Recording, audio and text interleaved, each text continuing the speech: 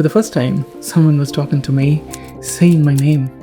Here was a woman with clear eyes standing before me, and she was finding her way to my heart, saying my name, entering with me into a closeness I had not previously known existed.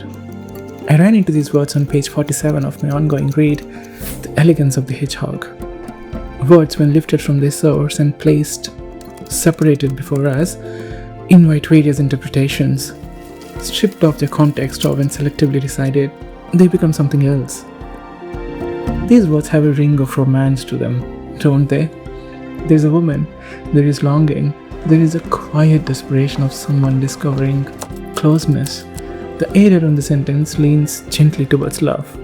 But if you read the book, you find something entirely different. The narrator is a schoolgirl. The woman she speaks of is a teacher. And suddenly, the romance dissolves. Or does it? Perhaps the interpretation was wrong, but the feeling was not.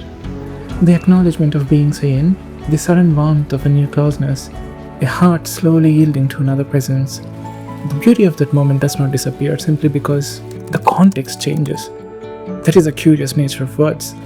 They melt into different meanings depending on who holds them and where. But beauty, if it exists within them, survives the multiple possible interpretations. And what will we all be without them? Without words, beauty, and love. Talking of love and beauty, I must have confessed my affection for trains more than a dozen times in these ramblings. There is something about it that feels soothing and intimate. And the train journeys here, in the US, seem different and for better.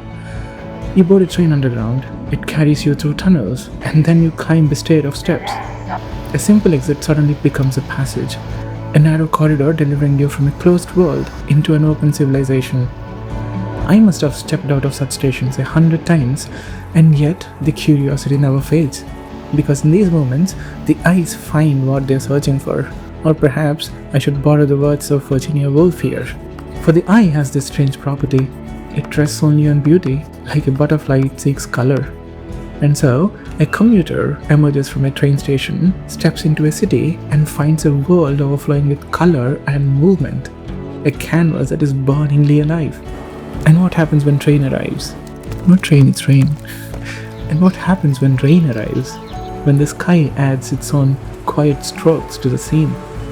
What is already beautiful simply grows deeper in its beauty, which is also the case with love found and felt like a stab in the heart that remains.